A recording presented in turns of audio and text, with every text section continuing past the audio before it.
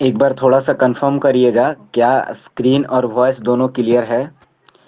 क्या स्क्रीन और वॉइस दोनों क्लियर है? Okay good.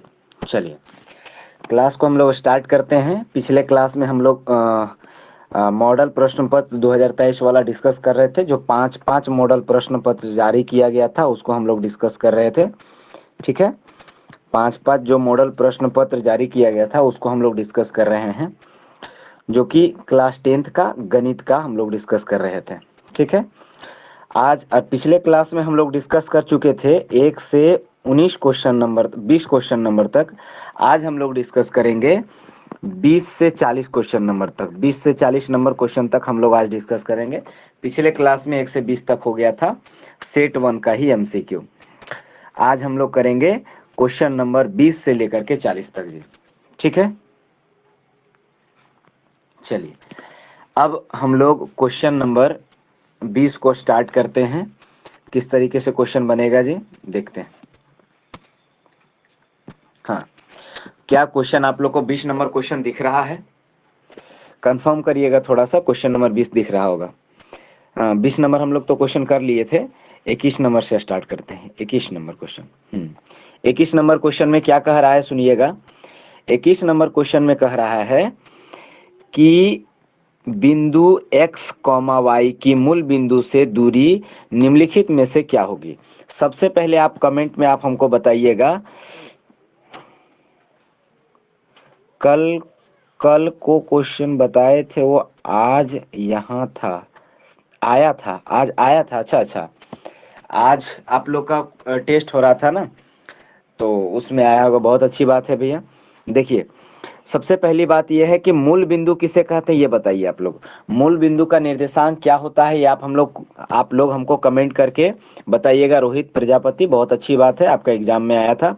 ये आपके अगर कहीं ढंग से कर लिए है ना, तो हम बताते हैं ना 70-80% तो ये क्वेश्चन करवा देगा। हम मुझे लगता है कि अगर पांचों सेट के पांचों सेट को ढंग से बना लिया जाए और उसके आगे पीछे का क्वेश्चन को देख लिया जाए तो 90% आना बहुत आम बात हो जाएगा। अगर कहीं ढंग से मेहनत कर लिए तो 90% प्लस आएगा, कम नहीं आएगा। लेकिन हाँ, जो क्वेश्चन पढ़ रहे हैं उसका पूरा पोस्टमार्टम करना पड़ेगा, पूरे ढंग से पढ़ना पड़ेगा तो जी। ठीक है, चलिए हम लोग देखते हैं मूल बिंदु का निर्देशांक क्या होता है। आप लोग कमेंट करिएगा कि मूल बिंदु का निर्देशांक क्या होता है जी। मूल बिंदु का निर्देशांक क्या होता है, आप लोग कमेंट करिए। ठीक है, देखिए हमारा मूल बिंदु का निर्देशांक क्या होता है, हम लिख देते हैं 0,0 मूल बिंदु का निर्देशांक होता है। और क्या कहेगा कि बिंदु P जो है उसका निर्देशांक है x, y। ये दोनों के बीच की दूरी हम कैसे लिखेंगे ये बोल रहा है। ये दोनों के बीच की दूरी कैसे लिखेंगे, सही ढंग से थोड़ा सा लिख देते हैं, थोड़ा इधर उधर हो गया था, दोबारा से थोड़ा सा कर देते हैं। मूल बिंदु को हम लिख देते हैं 0,0 और P का निर्देशांक को हम लिख देते हैं x, y। अब ये बोल रहा है कि ये दोनों के बीच का दूरी जो होगा, दूरी को हम कैसे लिखेंगे। तो दोनों के बीच का दूरी के लिए दूरी सूत्र का उपयोग करिए। और दूरी सूत्र क्या होता है, कमेंट बॉक्स में आप लोग कमेंट करिएगा। दूरी सूत्र को आप कमेंट करिएगा। दूरी सूत्र का क्या फॉर्मूला होता है? दूरी सूत्र का फॉर्मूला होता है x2 माइनस x1 का whole square, x2 minus x1 का whole square plus y2 minus y1 का होल स्क्वायर जी। ठीक है, और उसके ऊपर रूट लगा देंगे तो ये मेरा क्या निकल जाएगा, डिस्टेंस निकल जाएगा, दूरी निकल जाएगा भैया। अब इतना से हमारा दूरी निकल जाएगा तो x2 कौन है, ये वाला x2 मान लेते हैं x को, और x1 कौन है, 0 को हम x1 मान लेते हैं जी। y2 कौन है, y को मान लेंगे, और y1 कौन है, 0 को मान लेंगे। ठीक है, तो x2 ये चीज आप लोग दर्शाने के लिए आप लोग दूरी सूत्र का क्वेश्चन बनाए भी होंगे, और दूरी सूत्र का फॉर्मूला भी होता है ये x2 माइनस x1, है ना। तो आप क्या करिए, x घटाओ x2 के जगह x हो गया और x1 के जगह पर 0 हो गया और उसका स्क्वायर कर दीजिए, plus y2 minus y1, y2 को हमने क्या माना है, y को y2 माना है, तो y घटाओ y1 किसको माने हैं, 0 को माने हैं, ठीक है। तो उसका y घटाओ 0 का होल स्क्वायर, उसके ऊपर रूट लग जाएगा जी। x में से 0 चला जाएगा, x में से 0 चला जाएगा तो x ही रहेगा, उस पर स्क्वायर हो जाएगा, और y में से 0 चला जाएगा तो वो y ही रहेगा, उस पर स्क्वायर हो जाएगा, और उसके ऊपर हमारा रूट लग जाएगा भैया। यानी कहने का मतलब ये है कहने का मतलब ये है, गुड इवनिंग संजय प्रजापति, कि मेरा जो निकल करके आएगा वो x square plus y square के रूट अंडर होगा। ये मेरा कौन सा ऑप्शन में है, ए में नहीं है, बी में नहीं है, सी में भी नहीं है, आपका डी नंबर ऑप्शन में है, x square plus y square का रूट अंडर जी। तो आपका क्वेश्चन नंबर 21 का क्या हो जाएगा, डी ऑप्शन राइट ऑप्शन हो जाएगा जी। क्लियर हो गया। चलिए अब अगला क्वेश्चन की ओर बढ़े, अगर इसमें कोई प्रॉब्लम ना हो, प्रॉब्लम होगा तो बोलिएगा। अगला क्वेश्चन की ओर बढ़ते हैं भैया। अगला क्वेश्चन क्या कह रहा है, क्वेश्चन नंबर 22। क्वेश्चन नंबर 22 में पढ़िएगा ढंग से, तो क्या कह रहा है देखिए जी। 22 नंबर क्वेश्चन कह रहा है, यदि विभाजन विभाजन बिंदु मध्य बिंदु है तो m1:m2 के अनुपात क्या होंगे। यानी अगर कोई रेखा ऐसे करके है जो आपको दिख रहा होगा, इसका नाम ए दे देते हैं, इसका नाम बी दे देते हैं जी। अगर कोई रेखा ऐसा है और जो विभाजित कर रहा है वो वाला बिंदु बीच में है, बीच में यानी कहने का मतलब मध्य बिंदु है जी। और जब मध्य बिंदु है तो यहाँ से अगर मान लो बीच में जो काटा है वो उसका बिंदु का नाम ओ दे देते हैं, तो मध्य बिंदु कहने का मतलब हो जाएगा कि एओ बराबर ओ बी हो जाएगा जी।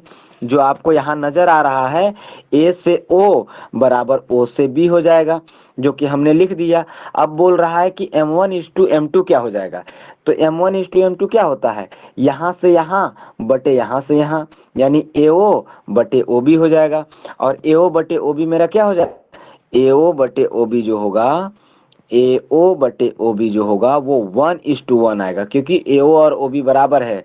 और जब एओ ओ बी बराबर है तो हम इसको लिख सकते हैं एओ बटे ओ बी, सॉरी एओ बटे ओ बी के जगह पर हम फिर से एओ लिख देंगे, काहे दोनों बराबर है जी। और जब हम काटेंगे एओ को एओ से तो 1/1, यानी कहने का मतलब 1:1 आ जाएगा। यानी राइट आंसर क्या हो जाएगा आपका, 1:1। और 1:1 कौन सा ऑप्शन में है, सी नंबर ऑप्शन में है। सत्यजीत आपका डी ऑप्शन नहीं होगा, सी ऑप्शन होगा, 1:1। जब भी कभी मध्य बिंदु कहे तो आपका क्या हो जाएगा, m1:m2 हो जाएगा जी। क्लियर हो गया। आप लोग हमें विभाजन सूत्र लिख करके दिखाएंगे, आप लोग विभाजन सूत्र लिख करके आप मैसेज करिए अभी, विभाजन सूत्र क्या होता है जी, है ना। उसका फॉर्मूला लिखिए आप लोग, फटाक से उसका फॉर्मूला लिखिए जल्दी से। इसको इरेज करते हैं, हम बगल में लिखते हैं, मेरे लिखने से पहले आप लिखिएगा जी, ठीक है। विभाजन सूत्र क्या होता है, हम यहाँ लिख रहे हैं विभाजन सूत्र भैया। हम कुछ बोलेंगे नहीं, केवल हम लिखते जा रहे हैं, आप लोग अपना लिखते जाइएगा, हम अपना लिख रहे हैं भैया। क्लियर।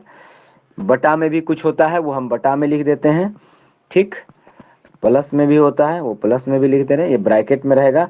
और ऐसा ही बगल में रहेगा, जगह मेरा नहीं है इसलिए हम क्या कर रहे हैं, इसको थोड़ा सा छोटा कर देते हैं तो जगह बन जाएगा जी। थोड़ा सा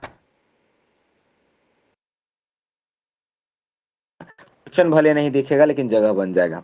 फिर हम यहाँ पर लिख देंगे m2 है ना, सॉरी, फिर यहाँ पर आ जाएगा 1m2y1 बटे में जो उधर रहेगा वो भी इधर ही रहेगा जी।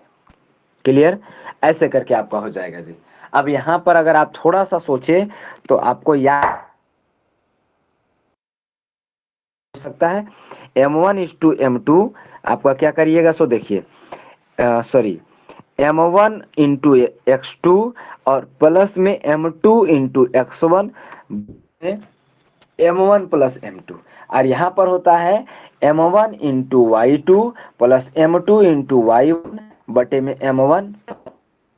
नीचे में दोनों में सेम रहेगा, विभाजन सूत्र में m1+m2 रहेगा, और ऊपर में जब m1 रहेगा तो ओकरा साथ गुना x2 होगा, और जब m2 रहेगा तो m1 रहेगा, यानी 2 वाला m रहेगा तो 1 वाला x चाहे y रहेगा। यहाँ 1 है तो यहाँ y 2 वाला है, यहाँ 2 वाला m है तो y 1 वाला है जी। क्लियर, समझ में आया? कोई दिक्कत किसी को? कोई दिक्कत रहेगा तो बोलिएगा जी। यहाँ तक क्लियर हो गया? ये मेरा विभाजन सूत्र है। अगर थोड़ा सा और ध्यान दे, अच्छा ऑप्शन अगले क्वेश्चन के लिए सत्यजीत बताए? नहीं, ये क्वेश्चन के लिए आप बताइए हमको। अगर थोड़ा सा ध्यान दे कि अगर मध्य बिंदु होता है तो m1 भी 1 हो जाता है, अभी तुरंत बताए थे कि m1 भी 1 हो जाता है और m2 भी 1 हो जाता है। तो विभाजन सूत्र थोड़ा सा बदल जाता है। वो क्या होता है, m1 जब 1 होगा तो x से गुना होगा, m1 जब 1 होगा तो x2 से गुना होकर के x2 ही रह जाएगा, और m2 भी 1 होगा तो x1 से गुना होकर x1 ही रह जाएगा। वो यहाँ देख लीजिए, m1 अगर कहीं 1 हो गया और m2 1 हो गया तो यहाँ y2 और y1 ही हो जाएगा, क्योंकि उसके साथ 1 के साथ कोई भी गुना होता है तो उतना ही रह जाता है। और नीचे वाला जो पोर्शन m1 प्लस m2 है वो m1 1 और m2 1, तो 1 1 2 हो जाएगा जी। हम कहना ये चाह रहे हैं कि जब भी कभी मध्य बिंदु का विभाजन सूत्र लिखना हो तो डायरेक्टली आप क्या लिखिए, x2 प्लस x1 बटा में और कॉमा y2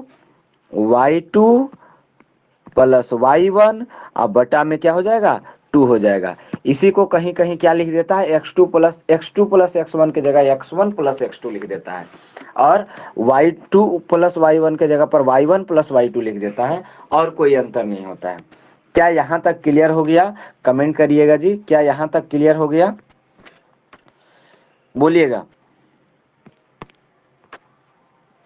क्वेश्चन नंबर 22 तक क्लियर हो गया सबका? कमेंट करेंगे फटाक से। 22 तक क्लियर हो गया है? आगे बताएंगे फिर उसके बाद। चलिए ओके, चलिए अगला क्वेश्चन की ओर हम लोग बढ़ते हैं, इसको इरेज करते हैं और उसके बाद अगला क्वेश्चन की ओर बढ़ते हैं। अगला क्वेश्चन नंबर मेरा क्या है, 23 नंबर क्वेश्चन। 23 नंबर क्वेश्चन क्या कह रहा है, 1 minus ten square 45 degree. 23 number question को ढंग से देखिए भैया। 1 minus 45 degree, 1 minus ten square 45 degree, ठीक। अब बटे में 1 प्लस टेन स्क्वायर 45 डिग्री जी। तो आपको पता है टेन स्क्वायर का, आप लोग कमेंट करिएगा, टेन 45 डिग्री बराबर क्या होता है? टेन 45 डिग्री बराबर क्या होता है? टेन 45 डिग्री बराबर होता है 1। वेरी गुड, जिनका भी आंसर 1 है वो ठीक है, ठीक। टेन 45 डिग्री बराबर 1 होता है।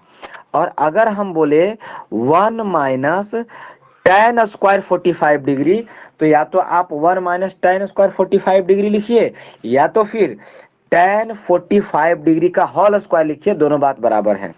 टेन 45 डिग्री का मान 1 होता है तो 1 का स्क्वायर, और बटा में यहाँ पर 1 है तो 1, प्लस में टेन 45 डिग्री का स्क्वायर, टेन 45 डिग्री का स्क्वायर 1 होता है, 1 का स्क्वायर जी। अब 1 हो गया ये वाला 1, अब माइनस 1 का स्क्वायर 1 हो जाएगा, और ये नीचे में हो जाएगा 1, प्लस में 1 का स्क्वायर 1 हो जाएगा। ऊपर वाला चीज तो घट के 0 हो जाएगा, लेकिन नीचे वाला क्या हो जाएगा, 2 हो जाएगा। और ऊपर में अगर कहीं 0 हो और नीचे कोई भी संख्या हो, खाली 0 नहीं होना चाहिए, तो जाकर के मेरा क्या हो जाएगा, मान 0 आ जाएगा जी। यानी इसका मान 0 होगा और ऑप्शन नंबर डी सही होगा। आप लोग थोड़ा कमेंट करके बताइएगा कि साइन 45 डिग्री बराबर क्या होता है। आपका ऑप्शन नंबर जो सी दिया हुआ है उसके बराबर क्या होता है, साइन 45 डिग्री बराबर क्या होता है? फटाक से बताइएगा, साइन 45 डिग्री बराबर क्या होता है?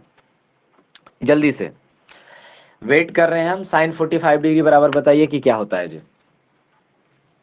साइन 45 डिग्री बराबर होता है 1/√2। क्लियर हो गया? और टेन 90 डिग्री बराबर क्या होता है? टेन 90 डिग्री बराबर होता है अपरिभाषित। इसको एकदम याद कर लीजिएगा, आपके एग्जाम पॉइंट ऑफ व्यू से बहुत जरूरी है। टेन 30 डिग्री, टेन 60 डिग्री, ये सबका याद कर लीजिएगा जी। क्लियर?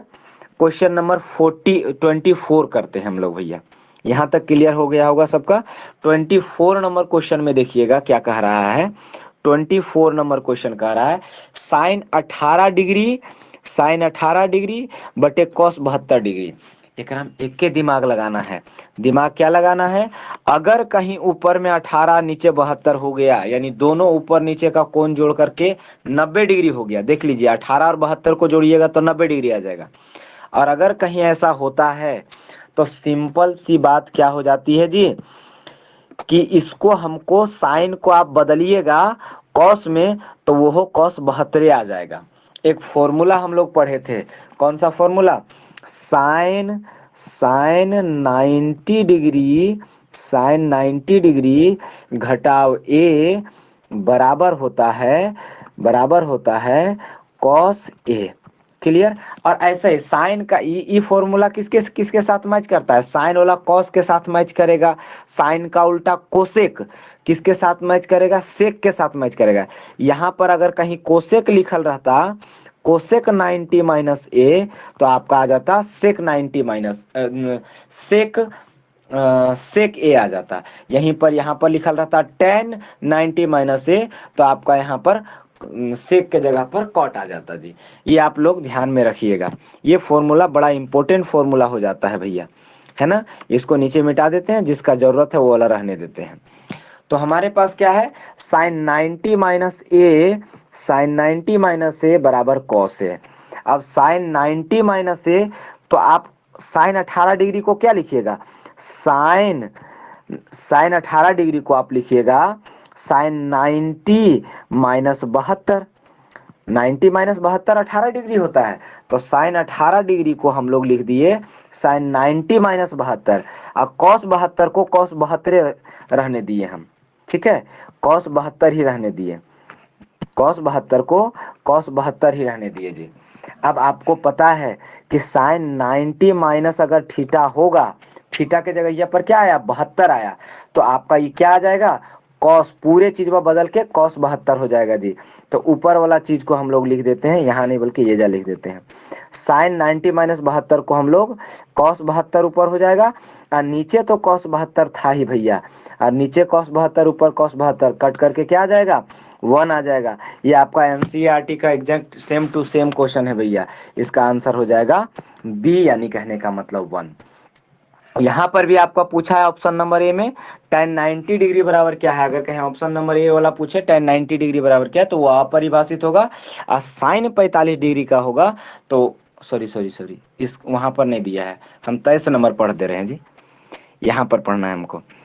ये इसमें भी तो वही है ना, ऑप्शन नंबर बी ही होगा। 24 का ऑप्शन हम लोग 23 में लगा दे रहे थे, हम गलती कर दे रहे हैं। आंसर 1 आएगा और 24 नंबर में ऑप्शन नंबर बी हो जाएगा जी यहाँ पर, ठीक है। cos 60 डिग्री बराबर क्या होगा ये बताइए? cos 60 डिग्री बराबर कितना आएगा ये हमको बताइए भैया। cos 60 डिग्री बराबर क्या होगा? cos 60 डिग्री बराबर कितना मान आएगा? फटाक से बताइए, cos 60 डिग्री बराबर कितना मान आएगा जी? 1। Dhananjay Kumar 1/2, very good. cos 60 degree बराबर 1, तो बताइए साइन 60 डिग्री के बराबर क्या होगा? cos 60 डिग्री बराबर 1/2, सॉरी cos 60 डिग्री बराबर 1/2 आप लिखे थे, हम गलती से बोल दिए सर। cos 60 डिग्री बराबर 1/2, साइन 60 डिग्री बराबर क्या होगा? साइन 60 डिग्री बराबर, इसको आप लिखिएगा, कमेंट में लिखने में समय लग रहा होगा। साइन 60 डिग्री बराबर √3/2 होता है भैया, साइन 60 डिग्री बराबर √3/2। और इसको हम बताए भी थे आप लोगों को क्लास में कि कैसे कैसे निकाला जाता है, इसमें कोई कंफ्यूजन नहीं होगा। इसको हम मिटा देते हैं, कैसे निकाला जाता है। कॉस 0 डिग्री का कैसे निकालिएगा? साइन 0 डिग्री का, 0 डिग्री का निकालना हो, 30 डिग्री का निकालना हो, 45 डिग्री का निकालना हो, 60 डिग्री का निकालना हो, या 90 डिग्री का निकालना हो, तो अगर साइन का निकालना हो तो क्या करिएगा? 0 रहेगा तो 0/4 करके रूट कर दीजिए, फिर 30 रहेगा तो 1/4 करके रूट कर दीजिए, और 45 रहेगा, साइन वाला की बात बता रहे हैं, तो 2/4 करके रूट कर दीजिए, और तो 3/4 करके रूट कर दीजिए, और 90 वाला रहेगा तो 4/4 करके रूट कर दीजिए। आप इसको सॉल्व करिएगा तो ई आएगा 0, और ई वाला आएगा 1/2, रूट का सॉल्व करिएगा तो, और ई आएगा आपका रूट काटिएगा तो 1/√2 45 का, और इसको करिएगा तो ऊपर वाला में रूट रहले रह जाएगा, नीचे रूट कट करके 2 आ जाएगा, 4 का 2 हो जाएगा। और चौथा नंबर करिएगा 90 डिग्री वाला करिएगा तो आपका आ जाएगा 1/1, यानी कहने का मतलब √1 यानी 1, यानी साइन 0 डिग्री बराबर साइन 0 डिग्री बराबर 0, साइन 30 डिग्री बराबर 1/2, साइन 45 डिग्री बराबर 1/√2, और साइन 60 डिग्री बराबर √3/2, और साइन 90 डिग्री बराबर 1 जी। और ऐसे ही कौन से बताए थे? ठीक है, क्या आवाज क्लियर है? थोड़ा सा सब क्वेश्चन बन,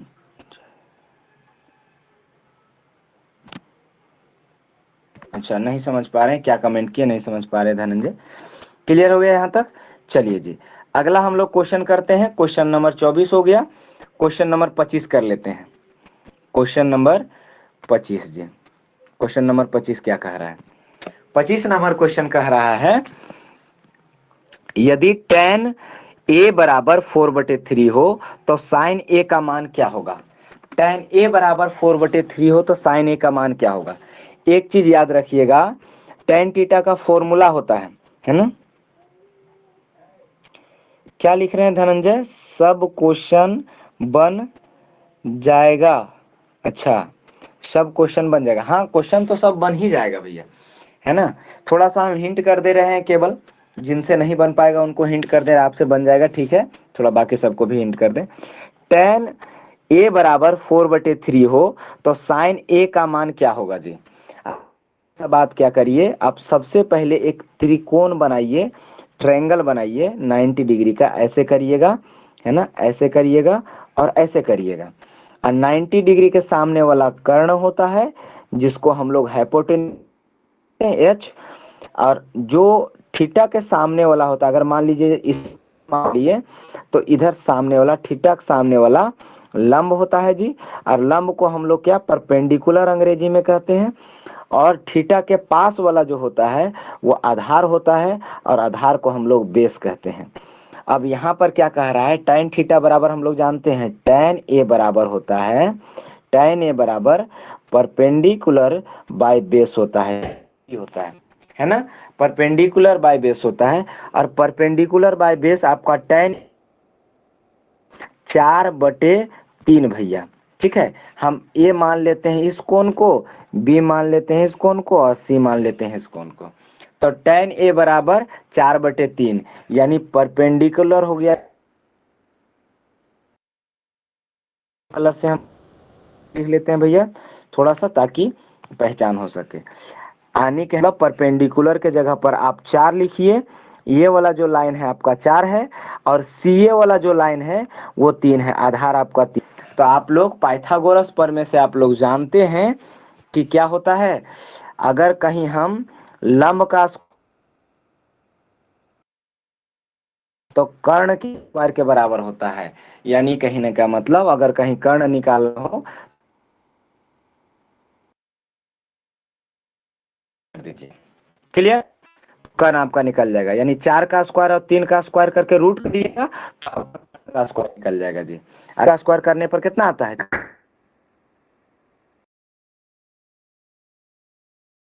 आ जाएगा 16 का रूट आ जाएगा 5, है ना? तो यानी कर्ण मेरा क्या हो जाएगा? 5 हो जाएगा जी।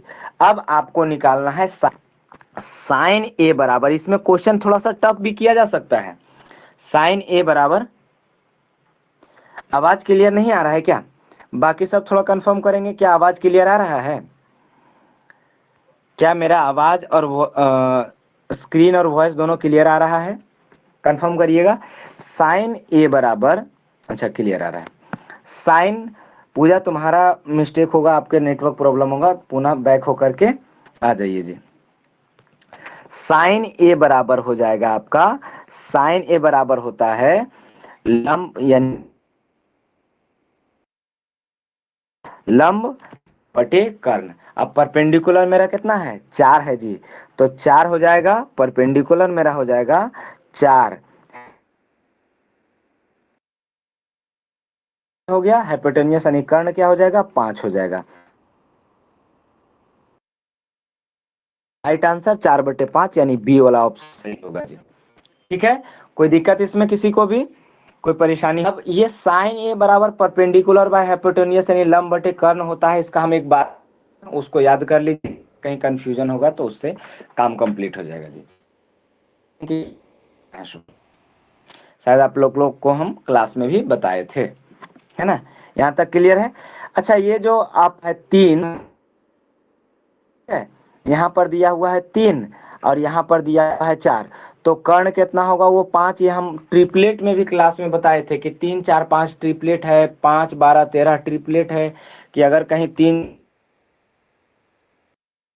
5 12 का स्क्वायर, 5 का स्क्वायर 12 का स्क्वायर कीजिएगा, जोड़ करके करिएगा तो 13 के स्क्वायर के बराबर आएगा। उसको ट्रिपलेट का में बताए थे। चलिए, नहीं याद है कोई दिक्कत नहीं, इसको करिए पहले। यहाँ तक हो गया, ठीक है। अब हम एक चीज बताते हैं, अगर कहीं आपको साइन कॉस थीटा बराबर क्या होता है और टेन थीटा बराबर क्या होता है, तो एक चीज, पाकिस्तान प्यासा, हिंदुस्तान हरा भरा, ये याद रखिएगा जी। पी से पाकिस्तान, टी से पाकिस्तान, बी से भूखा, पी से प्यासा, ठीक है। हिंदुस्तान, एच से हिंदुस्तान, एच से हरा और बी से भरा जी, है ना। और याद रखिएगा, पहले पाकिस्तान को भूखा प्यासा करिएगा, ये नहीं कि उलट दीजिएगा, अबरी हो जाएगा हिंदुस्तान बटे पाकिस्तान, वो नहीं करिएगा। पहले पाकिस्तान वाला पढ़िएगा,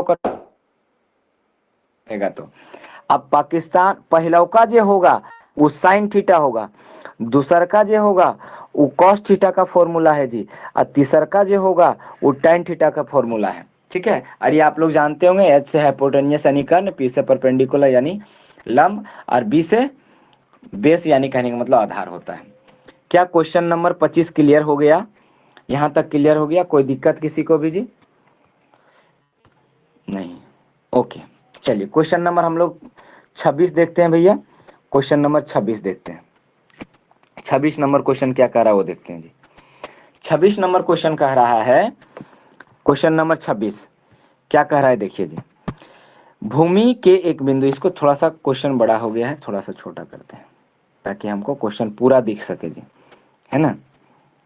क्या क्वेश्चन क्लियर दिख रहा है ना आप लोग को? क्वेश्चन 26 नंबर देखिए, भूमि के एक बिंदु से जो बिंदु से 30 मीटर की दूरी पर है। भूमि का कोई एक बिंदु है, ठीक है, भूमि का एक बिंदु ले लेते हैं। जो मीनार, एगो भूमि है तो ऐसे भूमि यहाँ पूरा जाएगा, है ना। और यहाँ पर मान लीजिए मीनार है, तो मीनार के पाद बिंदु क्या होगा? ये मीनार खींच देते हैं, सही से हम लिख देते हैं, ये मीनार हो गया। सीधा खिंचाइए नहीं रहा, अच्छा रुको, सीधा खींचते हैं, ऐसे कर कीजिए, क्लियर हो गया, वो मीनार हो गया, ठीक है। मीनार हम इधर लिख देते हैं, हम मीनार, मीनार, क्लियर। और इधर हो गया इसका पाद बिंदु यानी निचला बिंदु, और जो भूमि पर बिंदु है उसका नाम ए दे देते हैं, मीनार का नाम हम बी और सी दे देते हैं। और हमारा जो पाद बिंदु से दूरी है वो 30 मीटर का दूरी है जी, 30 मीटर का दूरी हो गया। तो 30 मीटर का दूरी ए से बी तक का हमारा क्या हो जाएगा? 30 मीटर का दूरी। और इस साथ में क्या बोल रहा है? मीनार के शिखर को यानी शिखर का लिखना चाहिए था, को लिख दिया है। मीनार के शिखर का उन्नयन कोण 60 डिग्री है। अवनमन का मतलब ऊपर वाला कोण, उन्नयन का मतलब यहाँ वाला कोण जी। अगर कहीं अवनमन कहता तो हम लोग कहाँ करते? ऊपर वाला कोण करते, ये नीचे वाला कोण कह रहा है। अब आप निकाल लीजिए टेन थीटा करके भैया, ये कितना डिग्री का कोण दिया है? ये 60 डिग्री का। तो टेन का फॉर्मूला लगा 60 डिग्री बराबर क्या हो जाएगा? टेन 60 डिग्री बराबर हो जाएगा सी बी यानी मीनार बटे में ए बी यानी उसका दूरी, क्योंकि टेन थीटा बराबर क्या होता है? परपेंडिकुलर बटे बेस, परपेंडिकुलर सी बी हो गया और बेस मेरा ए बी हो गया जी। अब इसको हम करेंगे तो टेन 60 डिग्री बराबर होता है √3, टेन 60 डिग्री बराबर √3, और सी बी बराबर मेरा हो जाएगा मीनार जिसको हमको निकालना है, और ए बी बराबर मेरा कितना दिया हुआ है? ए बी मेरा 30 डिग्री है, 30 मीटर है तो 30 लिख देंगे। और यही 30 मेरा कहाँ चला जाएगा? इधर चला जाएगा, तो वो 3 से √3 से गुना हो जाएगा, और √3 से गुना हो जाएगा तो मेरा √3। क्लियर हो गया? ये मेरा आंसर होगा जी, ठीक। आंसर मेरा हो जाएगा 30 √3। कैवा नंबर ऑप्शन है? बी नंबर ऑप्शन, 30 √3 हो जाएगा। क्लियर हो गया? कोई दिक्कत इसमें? चलिए, क्वेश्चन नंबर यहाँ तक क्लियर होगा आप लोग को। क्वेश्चन नंबर अगला करते हैं। यहाँ क्लियर हो गया क्वेश्चन नंबर 26? क्या आप लोग का क्वेश्चन नंबर 26 क्लियर हो गया? क्वेश्चन नंबर 27 देखते हैं जी। 26 नंबर में कोई प्रॉब्लम है तो बोलिएगा, अन्यथा हम 27 देखते हैं। 27 नंबर क्वेश्चन क्या कह रहा है सो देखिए। एक त्रिभुज है, त्रिभुज पी क्यू आर में, जिसका कोण क्यू समकोण है और पी क्यू बराबर है और पी आर बराबर 6 है, तो कोण क्यू पी आर का मान ज्ञात करिए। देखिए जैसे जैसे कह रहा है वैसे पहले हम कोण लिखते हैं। क्यू समकोण है, एगो त्रिभुज बनाइए। सबसे पहला काम, सबसे पहला हम एगो त्रिभुज बनाते हैं। ऐसे करके त्रिभुज बना दिए, और जिसमें क्यू समकोण है, क्यू के जगह पर हम 90 डिग्री लिख दिए जी, क्यू समकोण हो गया। और पी क्यू आर त्रिभुज है तो क्यू यहाँ हो गया, तो पी ऊपर में लिख देते हैं, पी क्यू और आर यहाँ नीचे में लिख देते हैं भैया। अब यहाँ क्या कह रहा है, क्यू समकोण है और पी क्यू मेरा 3 है, पी क्यू मेरा 3 हो गया, और पी आर मेरा क्या हो गया, पी आर मेरा 6 हो गया जी, पी आर मेरा 6 हो गया। तो ये बोल रहा है कोण क्यू पी आर का मान ज्ञात कीजिए। क्यू पी आर कहाँ है, यहाँ हो गया क्यू पी और ये आर, क्यू पी आर का मान ये वाला कोण कहने की कोशिश कर रहा है, तो क्यू पी आर हो जाएगा। तो क्यू पी आर में आप गौर करिए, ध्यान रखिएगा कि ऐसा नहीं कि पी क्यू, अगर आप ऐसा सोच रहे हैं कि पी क्यू मेरा लंब है तो ये गलत है भैया। लंब होता है जे थीटा माने हैं, जे वाला कोण माने होकर सामने वाला, यानी क्यू आर में, तो हम क्यू आर के जगह हम लिख देंगे क्या, लंब लिख देंगे जी। अगर लिखना होगा तो क्या लिखेंगे, क्यू आर के जगह पर हम लंब लिख देंगे। ठीक, क्यू आर मेरा लंब है। ठीक, अब यहाँ ध्यान दीजिएगा, हमारे पास 90 डिग्री के सामने वाला क्या होता है, कर्ण होता है। तो 90 डिग्री के सामने वाला क्या हो गया, पी आर मेरा कर्ण हो गया भैया। ठीक, तो एक एगो बचा पी क्यू, वो आधार हो गया। अब हमें क्या क्या दिया हुआ है, एगो आधार 3 दे दिया है, और क्या दिया है, आधार 3 दे दिया है, और कर्ण मेरा 6 दे दिया है जी। तो आधार और कर्ण से कौन फॉर्मूला बनता है, आधार यानी कहने का मतलब बेस, और कर्ण कहने का मतलब हाइपोटेनियस। इससे कौन वाला फॉर्मूला बनता है, तो हम लोग का, हमको पता है कि इससे हम लोग का कॉस थीटा बनता है जी। कॉस थीटा बराबर आधार बटे कर्ण भैया, आधार बटे कर्ण। अब कॉस थीटा किसको माने हैं, थीटा मान लिए ये वाला जो पी के जगह पर बना हुआ है सो। आधार मेरा हो गया, यहाँ पर लिखते हैं आधार मेरा 3 हो गया, अब बटे में कर्ण मेरा 6 हो गया। जब हम काटेंगे तो काट करके 1/2 आएगा जी। अब बताइए कि कॉस थीटा का मान कितना आया, 1/2। और कॉस कितना डिग्री का वैल्यू 1/2 होता है, आप लोग जानते हैं जी। क्वेश्चन नंबर 27 का आपका सी ऑप्शन होगा 60 डिग्री, क्योंकि कॉस 60 डिग्री बराबर 1/2 होता है, यानी थीटा मेरा कितना डिग्री का हो जाएगा, 60 डिग्री का। इसीलिए कोण Q P R, Q P R कितना डिग्री का हो जाएगा, 60 डिग्री का हो जाएगा। क्वेश्चन नंबर 27 नंबर क्लियर है। क्वेश्चन नंबर 27, क्या क्वेश्चन नंबर 27 क्लियर है आप लोग का? चलिए आगे क्वेश्चन बताते हैं। क्वेश्चन नंबर 27 हो गया। अगला क्वेश्चन क्या है, 28 नंबर क्वेश्चन जी। 28 नंबर क्वेश्चन क्या कह रहा है सो देखिए, एक वृत्त के कितनी समांतर स्पर्श रेखाएं हो सकती है। एक वृत्त खींचते हैं, उसकी कितनी समांतर स्पर्श रेखाएं हो सकती है, ये आप लोग सबको जानते हैं। जैसे हम एगो वृत्त खींच देते हैं, यहाँ नहीं साइड में खींचते हैं, एक वृत्त खींच देते हैं, इसकी कितनी समांतर रेखाएं हो सकती है। तो एगो यहाँ से अगर खींचेंगे एक लाइन, तो इसके समांतर में एक गो यहाँ होगा जी। आप अगर कहीं यहाँ से एगो खींचिएगा तो एगो इधर आएगा जो एक समांतर रेखा हो सकता है, यानी 2 गो हो सकता है जो स्पर्श रेखाएं हैं जो समांतर हो सकती है। आप अगर ऐसे खींचेंगे, आप बगल से यहाँ से खींचेंगे तो वो समांतर नहीं होगा, इसका समांतर में एक गो यहाँ से होगा जो स्पर्श होगा, बाकी इसके समांतर नहीं होगा। तो आपका राइट आंसर हो जाएगा, कितनी समांतर स्पर्श रेखाएं हो सकती है, 2। और 2 question number option number B में है, तो 28 का आंसर हो जाएगा बी। अब 29 नंबर देखते हैं जी। 28 नंबर क्लियर हो गया, 29 नंबर देखते हैं। क्लियर, ओके पूजा कुमारी, ठीक। 29 नंबर क्वेश्चन देखते हैं पूजा। 29 नंबर क्वेश्चन। हाँ अभिमन्यु वही ठीक है जी। ठीक, 29 नंबर क्वेश्चन क्या कर रहा है, थोड़ा सा इसको हम आगे बढ़ाते हैं और 29 नंबर देखते हैं। चलिए, हाँ ये क्वेश्चन कह रहा है एक बिंदु Q से एक वृत्त की स्पर्श रेखा की लंबाई 24 सेंटीमीटर है तथा Q की केंद्र से दूरी 25 सेंटीमीटर है, तो वृत्त की त्रिज्या ज्ञात करिए। सबसे पहले इसका चित्र बनाइए। सबसे पहली बात बोला है ये वृत्त, तो सबसे पहला काम करेंगे एगो वृत्त खींच लेंगे। सही ढंग से हम वृत्त एगो खींच लेंगे जी। यहाँ पर हम खींच लेते हैं एगो वृत्त, यहाँ थोड़ा बड़ा हो जा रहा है, यहाँ खींचते हैं। आप लोग को दिख रहा होगा ये वृत्त है ना। अब ये वृत्त में कह रहा है एक बिंदु Q से एक स्पर्श रेखा खींचा जा रहा है। एगो बिंदु है Q, उस बिंदु को ले लेते हैं हम लोग Q जी। यहाँ पर एगो बिंदु ले लेते हैं, उसका नाम Q दे देते हैं। ठीक है, Q से एक स्पर्श रेखा खींचा जा रहा है। स्पर्श रेखा को भी थोड़ा डिजाइन से बनाते हैं। Q से लेकर के एगो स्पर्श रेखा खींचा जा रहा है। चलिए, एक स्पर्श रेखा हो गया Q से वृत्त का स्पर्श रेखा की लंबाई 24 है और नाम दे देते हैं, जो स्पर्श रेखा टच किया उसका नाम ये Q है, तो इसका नाम हम P दे देते हैं। और इसकी लंबाई क्या बोला है, इसकी लंबाई 24 सेंटीमीटर बोला है जी।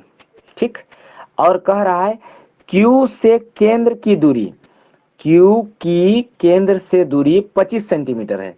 यानी जो Q मेरा है उससे अगर हम Q से हम केंद्र के पास मिला दें तो ये कितना सेंटीमीटर हो जाता है, 25 सेंटीमीटर। तो हम लोग मिलाते हैं जी, Q से केंद्र मिलाते हैं। अच्छा से एक सीधा लाइन खींचते हैं, Q से यहाँ पर केंद्र होगा और केंद्र का नाम हम O दे देते हैं जी। ये वाला केंद्र होगा और केंद्र का नाम हम O दे देते हैं। क्लियर हो गया। अब इसका दूरी बता रहा है कि Q से केंद्र की दूरी 25 सेंटीमीटर। तो बताइए त्रिज्या क्या होगी। आप O से P को मिलाइए, O से P को मिलाइएगा तो आपको पता है कि 90 डिग्री का कोण बनेगा। और 24 सेंटीमीटर आधार रखिएगा। पी QP को अगर कहीं आधार रखते हैं आप, तो QP को अगर कहीं आधार रखते हैं, P को लंब लेना पड़ेगा। आपका कर्ण होगा क्योंकि 90 डिग्री के सामने वाला कर्ण होता है। तो आप इस पिथागोरस प्रमेय से आप निकाल सकते हैं कि OP का क्या होगा। OP का वैल्यू निकालने के लिए आप लोग क्या लगाइए, कर्ण स्क्वायर बराबर लंब स्क्वायर। ठीक है, लंब स्क्वायर जी, लंब स्क्वायर प्लस आधार स्क्वायर। कर्ण मेरा कितना हो जाएगा, 25 का स्क्वायर बराबर लंब मेरा कितना हो जाएगा स्क्वायर प्लस आधार कितना हो जाएगा 24, यानी 24 का स्क्वायर जी। अब 25 का स्क्वायर 625 और जो 24 का स्क्वायर होगा उसको बराबर के इधर लाइएगा तो माइनस में हो जाएगा, ये हो जाएगा 525 जी। क्लियर, 525 525 ही होगा ना, 576 होगा। 24 का स्क्वायर आपका 576 होगा। ठीक, बराबर OP स्क्वायर।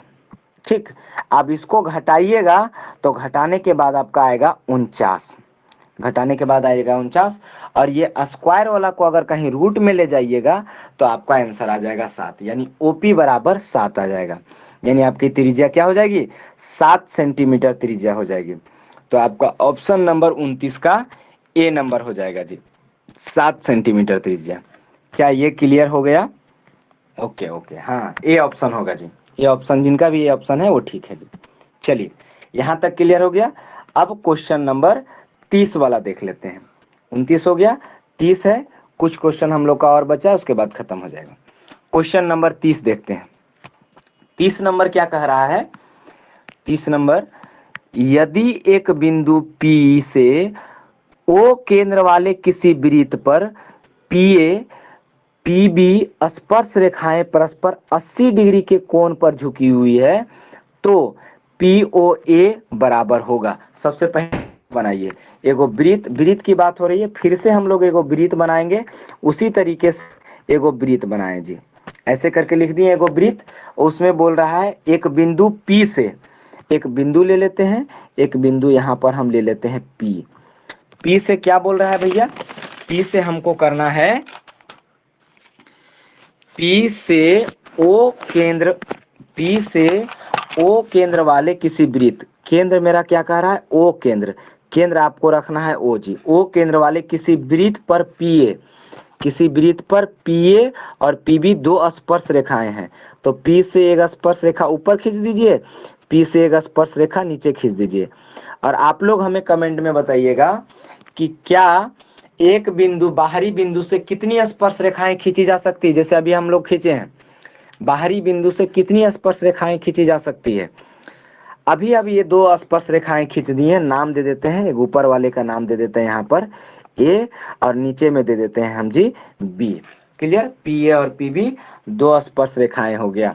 याद रखिएगा कि बाहरी बिंदु से दो स्पर्श रेखाएं ही केवल खींची जा सकती है, इससे ज्यादा नहीं हो सकता है जी। मे भी ये क्वेश्चन आपका एमसीक्यू में आ जाए। अब पीए और पीबी दो स्पर्श रेखाएं और परस्पर 80 डिग्री के कोण पर झुकी हुई है, यानी ये जो दोनों कोण बीच में बना रहा है वो कितने डिग्री का है, 80 डिग्री का है जी, 80 डिग्री का है। अब कह रहा है पी ओ ए, पी को ओ से मिलाइए, पी ओ ए, यानी पी ओ ए, एक इधर भी पी बी को मिला देते हैं थोड़ा सा। यहाँ आपका ए के जगह पर और बी के जगह पर 90 डिग्री बनता है, आप लोग सबको जानते हैं कि स्पर्श रेखा 90 डिग्री केंद्र के साथ बनाती है। अब हमको क्वेश्चन क्या बोला है, पी ओ ए, तो पी ओ ए ये वाला कोण हो गया, ये वाला कोण, ये वाला कोण अगर हमको निकालना है, ये चिन्हित कर देते हैं ये वाला कोण। अगर कहीं हमको वो वाला कोण निकालना है जी, तो सिंपल सी बात है, हम सबसे पहले ए ओ बी को निकालेंगे, ए ओ बी। तो याद रखिएगा, यहाँ वाला कोण और यहाँ सामने वाला कोण दोनों को जोड़ करके 180 आता है, और ई वाला 80 है, तो ये कितना का होगा, 100 का होगा, तब ना ई 80 और ई 100 दोनों मिला करके 180 हो जाएगा जी।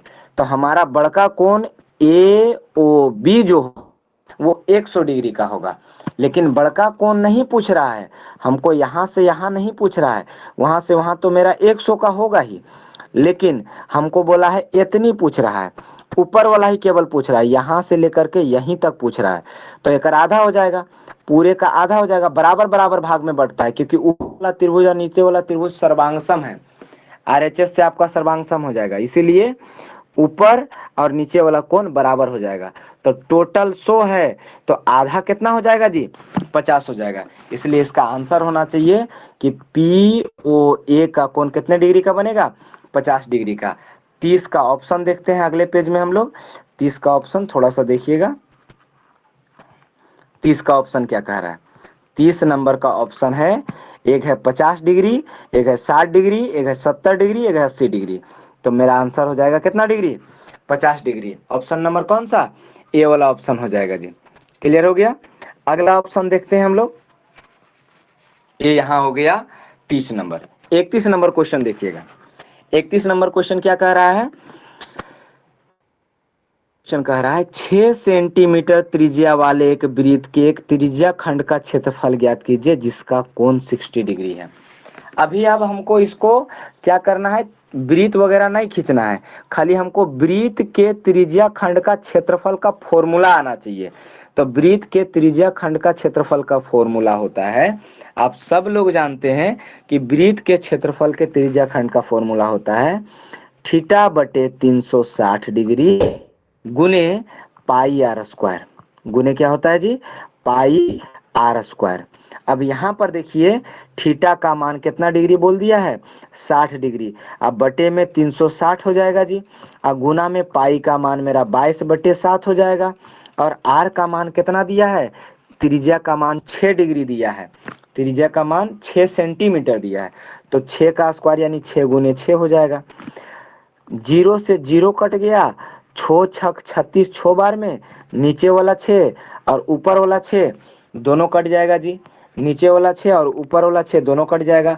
अब मेरे पास क्या बचेगा, हमारे पास बचेगा ये 22 और ऊपर में 6 और 22 और नीचे में बच 22 छक बरियोतल से आपका होता है, 22 छक बतिल से होता है ना, 22 छक बतिल से आप लिखिएगा 22 गुना 6 बराबर आपका आंसर यहाँ साइड में लिख देते हैं, 22 गुना 6 बराबर 1 3 2 अब बटे में 7, यानी ऑप्शन नंबर 1 3 2 किस में है जी, ऑप्शन नंबर 1 3 2 देखिए किस में, हम इसको मिटा देते हैं इधर से, 1 3 2 बटे 7 सेंटीमीटर स्क्वायर, और याद रखिए सेंटीमीटर स्क्वायर होगा, डी में तो, सी में तो सेंटीमीटर स्क्वायर बेलोन है तो नहीं होगा, बी में होगा। बी मेरा कितना होगा 132/7 सेंटीमीटर स्क्वायर। क्लियर है? यहाँ तक में कोई दिक्कत? अभिमन्यु कुमार, पूजा कुमार, विक्रम, यहाँ तक में किसी को कोई दिक्कत नहीं होना चाहिए जी। क्लियर ना? चलिए, option number B right answer 31 का होगा। ठीक है, चलिए अब अगला क्वेश्चन 32 नंबर देखते हैं भैया। यहाँ तक क्लियर हो गया। 32 नंबर क्वेश्चन देखते हैं। 32 में क्वेश्चन क्या कह रहा है वो देखिए। 32 कह रहा है त्रिज्या, ये एनसीईआरटी वाला क्वेश्चन का साफ साफ दिख रहा है इसे भैया। एनसीईआरटी वाला क्वेश्चन पूरे 2 कॉपी छाप दिया है।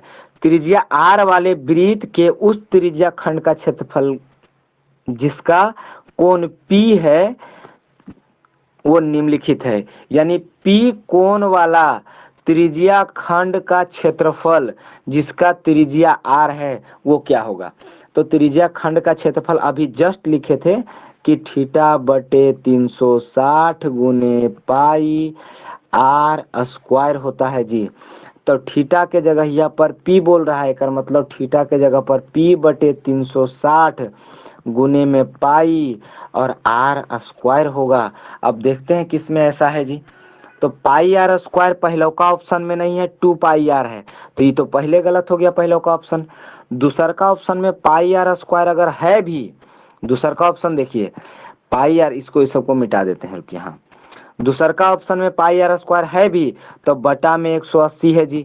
हमको रहना क्या चाहिए था? 360 रहना चाहिए था।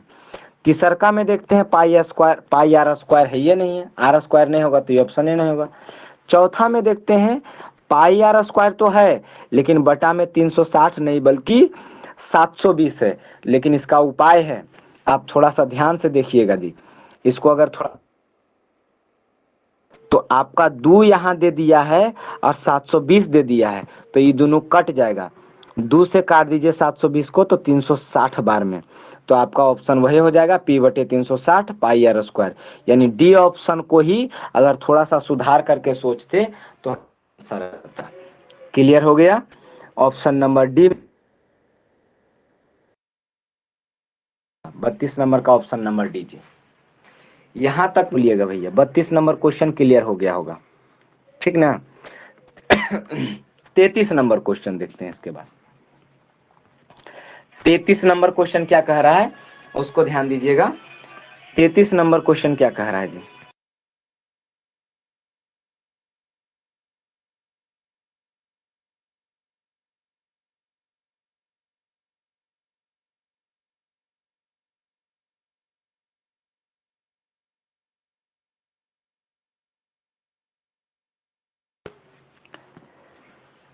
थोड़ा सा कंफर्म करिएगा, क्या आवाज जा रहा है आप लोगों को? कंफर्म करिएगा थोड़ा सा, क्या आवाज जा रहा है आप लोगों को? ओके ओके, ठीक। कैमा नंबर हम क्वेश्चन बताने वाले थे? 33 नंबर क्वेश्चन बताने वाले थे जी। 33 नंबर क्वेश्चन क्या कह रहा है सो देखिएगा। दो वृत्तों की त्रिज्याएं क्रमशः 8 सेंटीमीटर और 6 सेंटीमीटर है। उस वृत्त की त्रिज्या ज्ञात करिए जिसका क्षेत्रफल इन दोनों वृत्तों के क्षेत्रफलों के योग के बराबर होगा। यानी ये दोनों वृत्त का क्षेत्रफल को जोड़ दें तो अगलौका अगलौका आपका वृत्त की क्षेत्रफल के बराबर आ जाए। यानी कहने का मतलब 8 सेंटीमीटर वाला वृत्त और 6 सेंटीमीटर वाला वृत्त का जितना भी क्षेत्रफल है, ठीक है, वो दोनों के क्षेत्रफल के बराबर एक नया वाला वृत्त है जिसका क्षेत्रफल बराबर होगा जी। 33 का ए बोल रहे हो? 33 का ए देख लेते हैं 33 का ए होता है कि नहीं।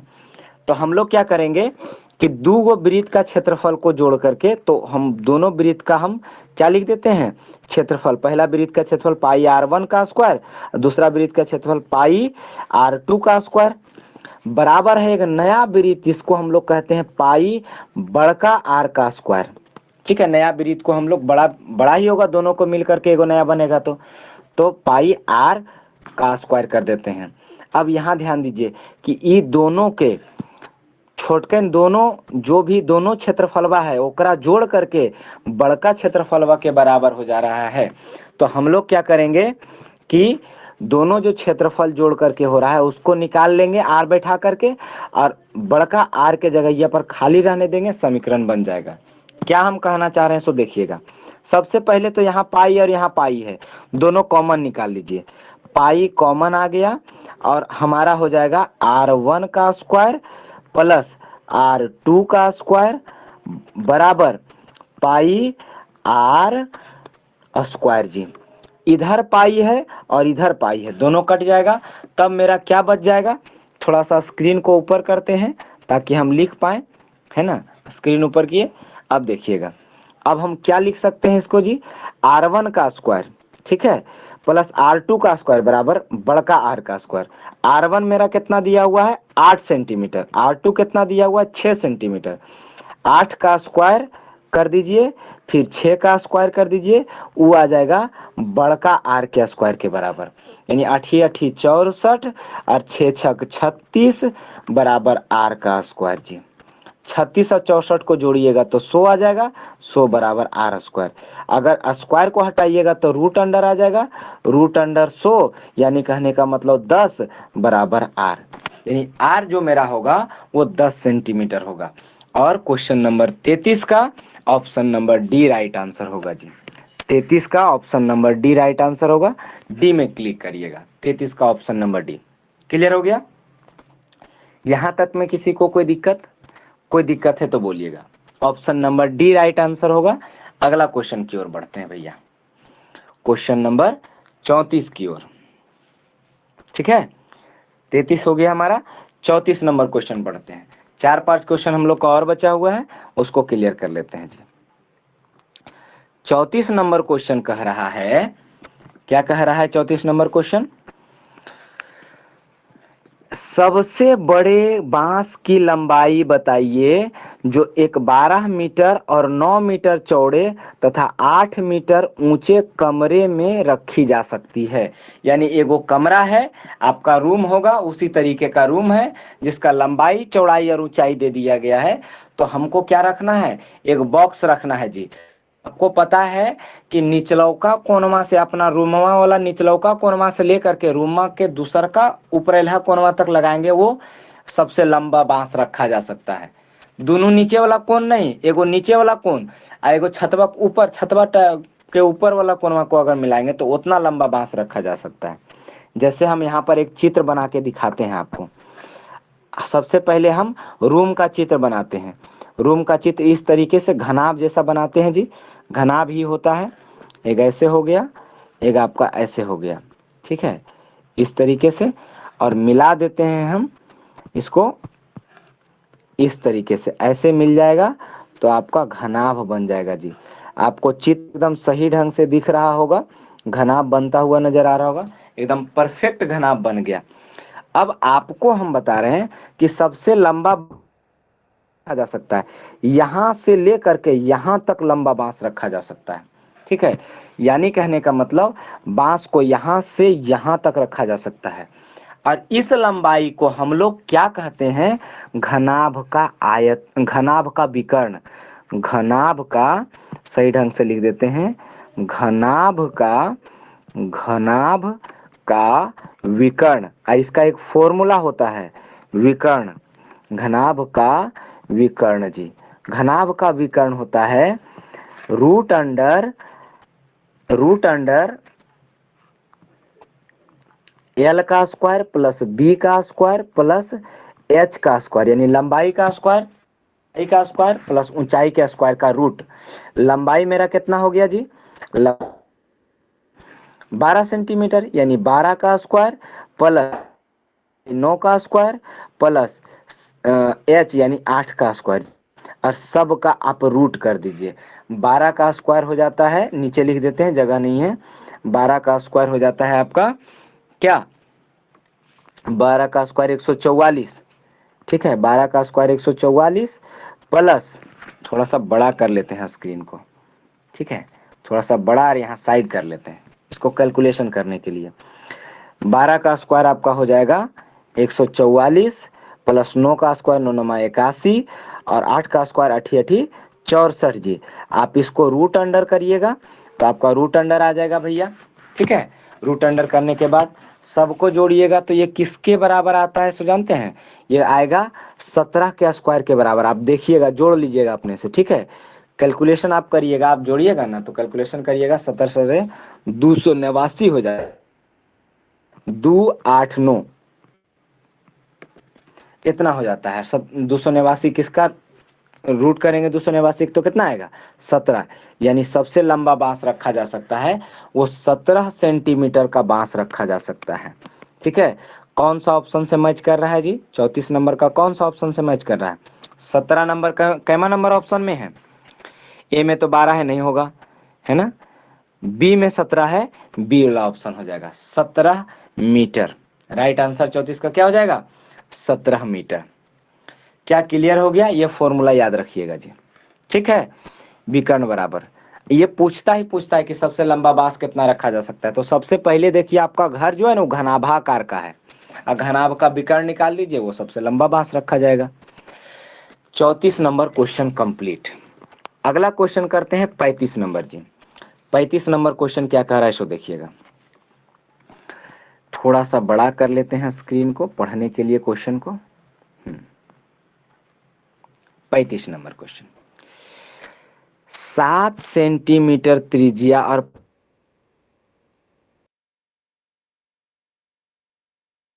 भैया वृत्तीय बेलन, एगो बेलन है, बेलन का भी चित्र बना देते हैं। यहाँ पर हम बेलन का थोड़ा कलर चेंज करके चित्र बना देते हैं जी। ऐसे करके बेलन एकदम साफ साफ आपको नजर आएगा, अच्छे ढंग से बनाते हैं। ऐसे हो गया, ठीक। और उसके सामने जस्ट नीचे ऐसे, ठीक है, लगना चाहिए। वैसे ही लग रहा है, थोड़ा सा यहाँ से बनेगा से, ठीक, ऐसे करके। और उसके बाद थोड़ा सा ऊपर से मिला देते हैं हम लाइन को।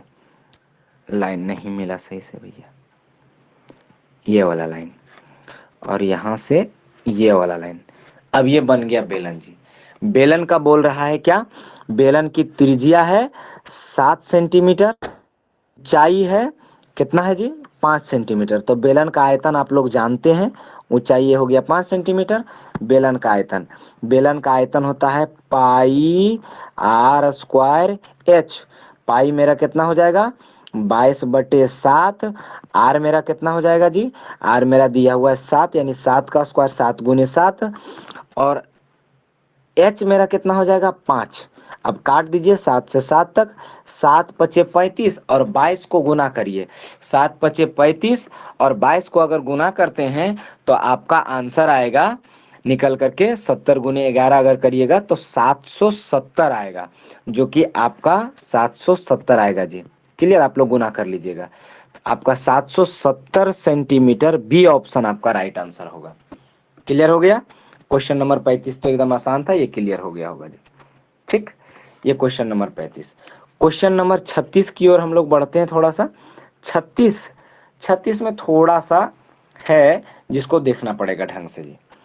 कह रहा है 6 सेंटीमीटर, 8 सेंटीमीटर और 10 सेंटीमीटर त्रिज्या वाले धातु के 3 ठोस गोले को पिघलाकर एक बड़ा गोला बनाया गया है।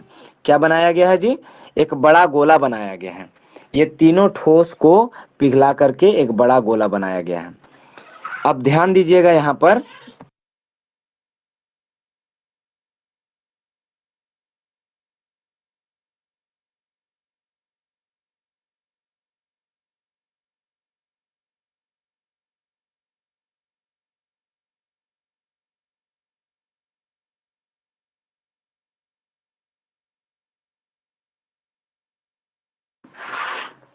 क्या आपको आवाज क्लियर आ रहा है? थोड़ा सा आवाज में थोड़ा सा डिस्टरबेंस आया था।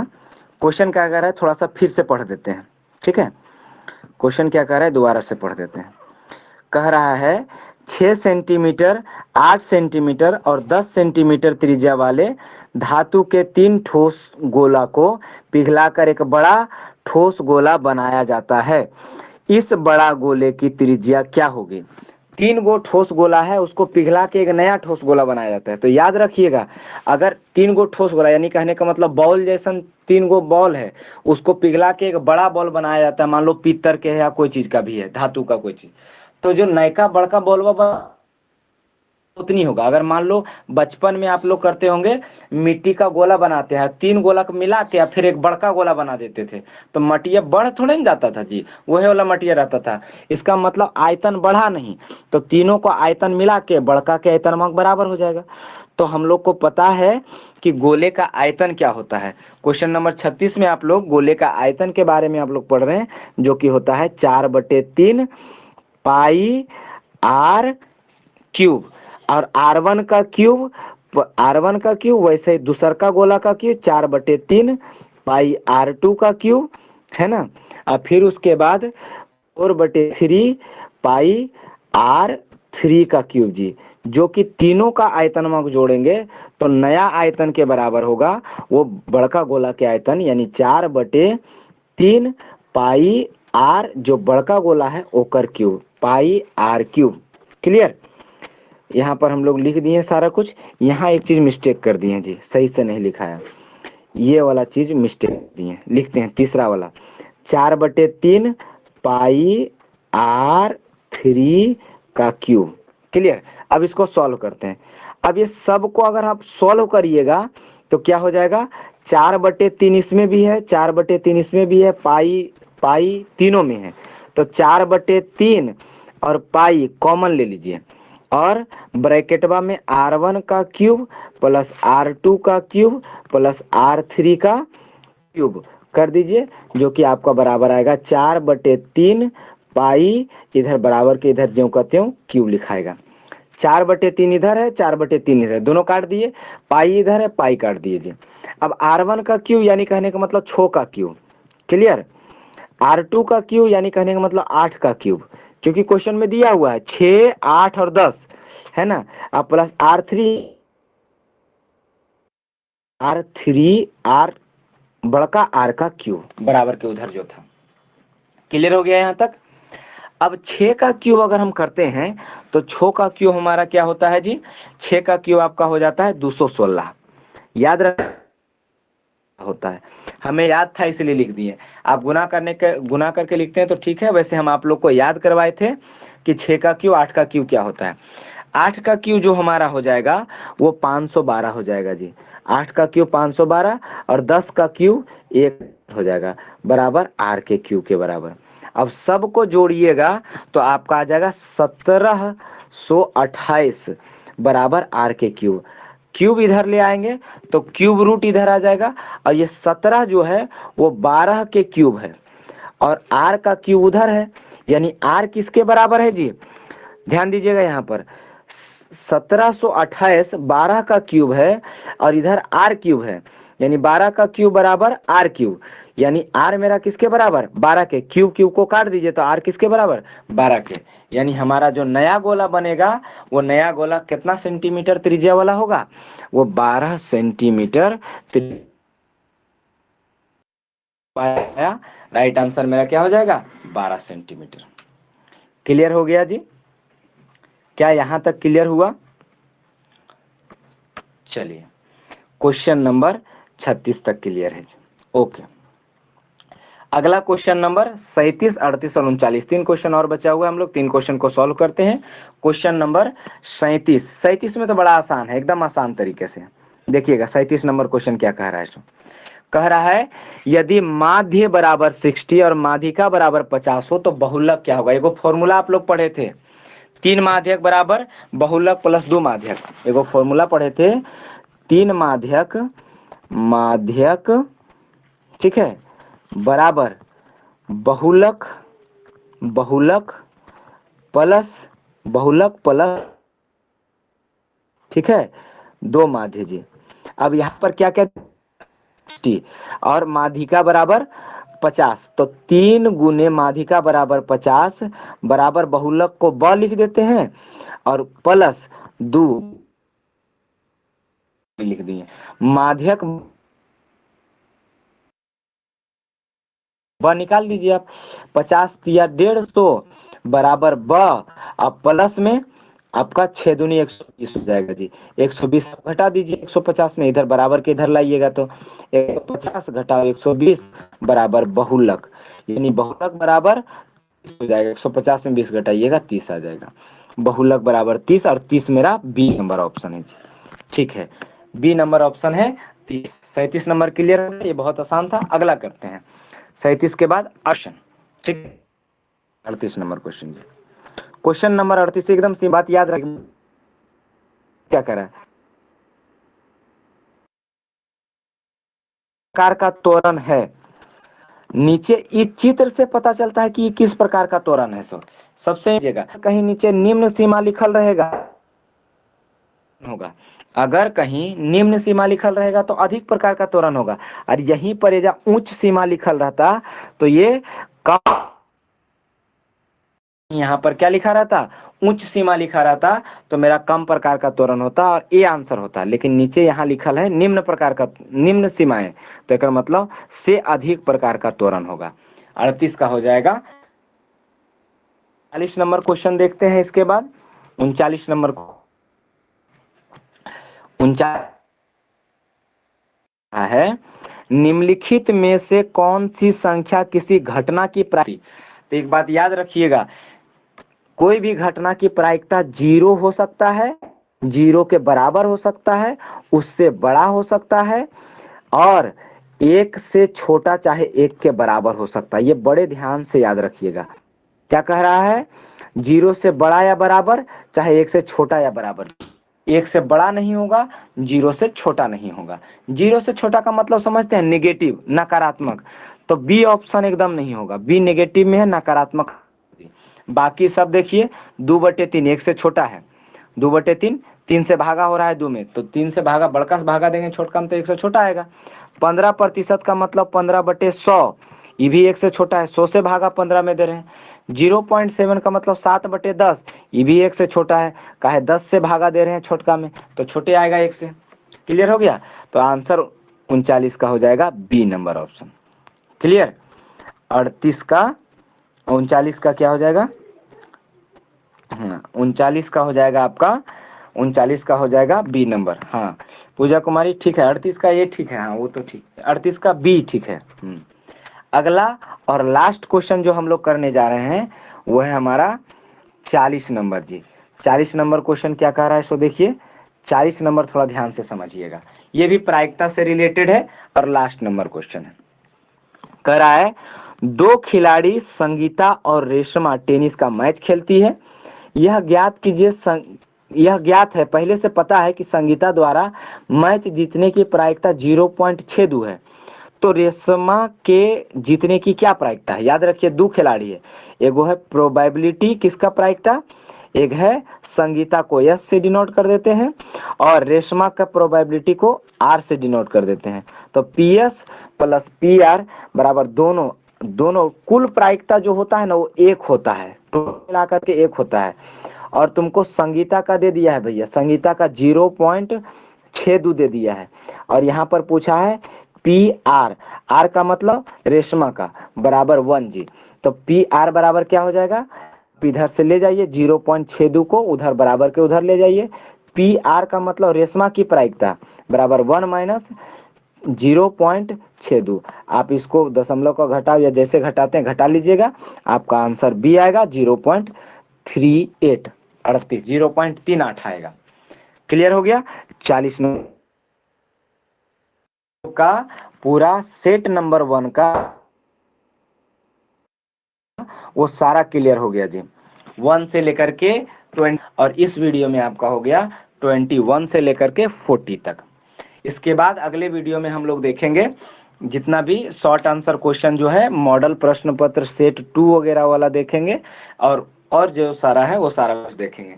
आज तक हम लोग इतना ही रखते हैं, और साथ में याद रखिएगा, अगर कहीं मॉडल सही ढंग से कंप्लीट कर लेते हैं तो इसकी गारंटी है कि आपसे कोई भी क्वेश्चन नहीं छूटेगा, क्योंकि सारे क्वेश्चन मॉडल सेट के प्रारूप पर ही बनाया जाएगा।